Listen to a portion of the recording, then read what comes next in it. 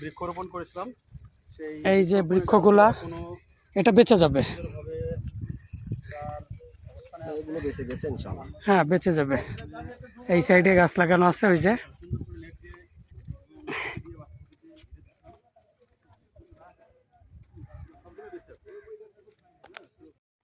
হ্যাঁ একেবারে কাটা আতাই নদীর পাড়ে, এটাও কাটা বন।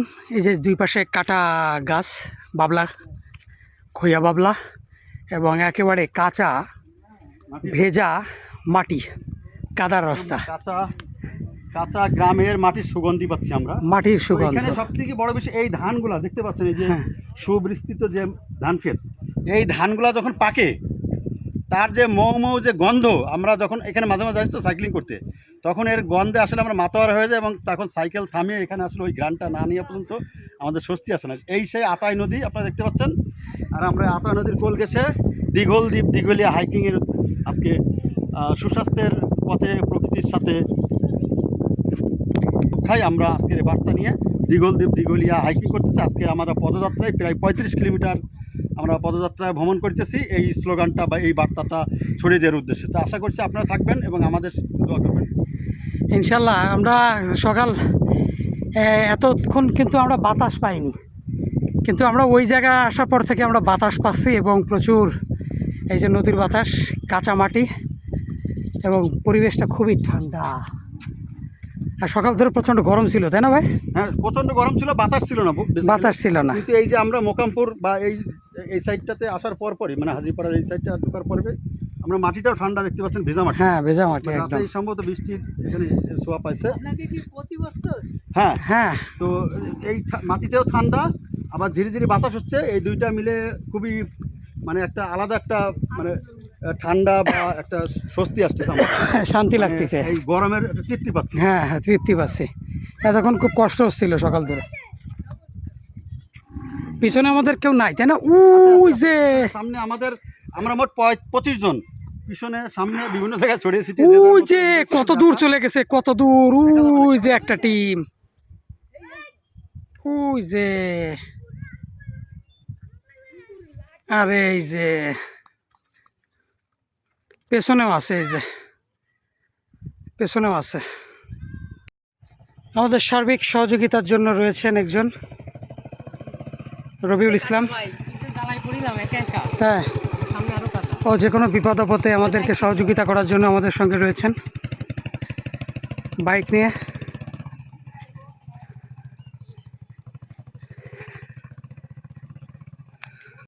হাইকিংয়ে চলার পথে দেখছেন যে আতাই নদীর পাড়ে আমাদের লাগানো বট গাছ কত বড় হয়েছে ভাই। সামনে আরও একটা আছে, এটা হ্যাঁ হ্যাঁ হ্যাঁ হ্যাঁ ডুমুর বলে এটারে, পিপুল, আমাদের ওদিকে বলে পিপুল। আচ্ছা পিপুল, আচ্ছা। আমরা এটা দিয়ে ছোটবেলায় ওই যে করতাম, ওই যে বাঁশের আগা দিয়ে ভেতরে ঢুকে হ্যাঁ গুলটি ওই যে কি যেন বলে আর কি, দেখো ধরনের কি একটা নাম, ফটকা, হ্যাঁ ওই ধরনের কি ফটকা, ওই যে ফার্স্টে আলাদা ছুটি যাচ্ছে এটা। হ্যাঁ হ্যাঁ হ্যাঁ, এই গাছতে পারতাম ফলগুলো। এই যে এই বট গাছটাও কিন্তু আমাদের লাগানো ভাই। কোনটা? ওই যে সামনে, ও সামনে, ও সুন্দর হয়েছে এটা। হ্যাঁ এটা বড় হয়ে তো দারুণ হবে, কিন্তু এটা দারুণ হবে, ছড়ায় যাবে একদম, ছড়ায় যাবে, সেই আকারে ছড়ায় যাচ্ছে। এটার বয়স 2 বছর হয়েছে, হ্যাঁ সুন্দর। ওইটার বয়সও 2 বছর। আপনারা হুম ভিডিও দেখছেন না? হুম না এগুলো খুব সুন্দর হয়েছে। হ্যাঁ এইটা ভাই সেইভাবে ছড়াবে, দেখছেন শিকড়টা কিভাবে হয়েছে। কিন্তু নদী ভাঙন, এই তো নদী ভাঙন এলাকা পড়ে গেছে, ওড়ে গেলে ও গাছ, এক বট গাছ একবার হয়ে গেলে এই যে ভাঙন শুরু হয়েছে অলরেডি।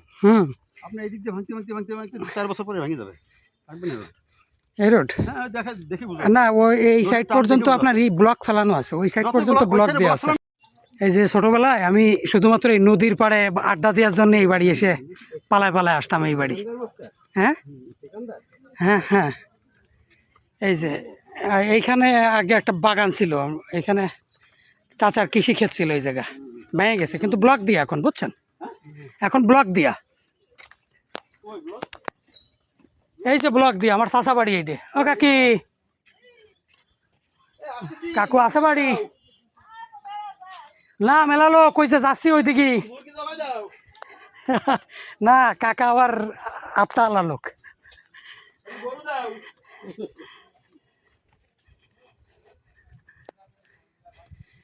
এই জায়গা ভাই, এই জায়গাটা হচ্ছে কি আপনার বাতিভিটা। এখানে একটা মাঠ ছিল, মাঠ স্কুল। এখানে একটা আসসালামু আলাইকুম। তালই কেমন আছেন? এই যে তালই সেই ঘন্ট খাওয়াতে চাইলো, কিন্তু তালই অসুস্থ, পারলো না। ভালো আছেন তালই? ভাই এখানে কিন্তু একটা স্কুল ছিল বুঝছেন, স্কুল ছিল এখানে, বিশাল একটা মাঠ ছিল। এই যে এখানে বড় একটা মাঠ ছিল, এখানে হাট বসতো প্রতি সপ্তাহে ভাই, প্রচুর বাস, এখানে প্রচুর হাট বসতো। এখানে এই যে এখানে বিশাল বড় মাঠ ছিল বুঝছেন, মাঠ ছিল, স্কুল ছিল, স্কুলটা ভাঙে এই মাঠে আগে হাট বসতো। আমি ছোটবেলায় আসতাম, ছোটবেলায় কি করতাম জানেন, আমি আসলে মাটির হাড়ুতে করে চিনির এক ধরনের নাড়ু পাওয়া যেত, দানাদার বলতাম আমরা, দানাদার। মাটির হাড়ি ভরে আধা কেজি কিনে দিত 4 টাকা দিয়ে, 8 টাকা কেজি ছিল। স্বাদ সেই মজা লাগতো, গাড়ির মধ্যে গালের মধ্যে দিলে চাবাইয়া। বাতিবিটা কমিউনিটি সেন্টার, হালকা রস থাকতো, রাইট। আপনার 4 টাকা দিয়ে আধা কেজি কিনে দিত। এটা হচ্ছে আপনার তখন কত, হ্যাঁ হ্যাঁ, ওই যে আপনার 90-এর ভিতরে আর কি। এইখানে বিশাল মাঠ ছিল, এখানে কত কিছু মুরালি আপনার গজা, কত কিছু বিক্রি হতো এখানে। হ্যাঁ, নারিকেলের সন্দেশ। তারপর আমরা করতাম কি, ওই দানাদার কিনতাম, ওটা বলতাম দানাদার। চিনি দিয়ে ওই মনে করেন হাড়ির ভিতরে ভরে দিত আধা কেজি, উপরে একটা কাগজ দিয়ে পাটের রশি দিয়ে বাঁধতে ওই ঝুলতে নিয়ে যেতাম। সেই মজা ছিল। হ্যাঁ, খুব মজা। তারিকুল ভাই বয়স কত হয়েছে আপনার? তার মানে 60-এর কাছাকাছি।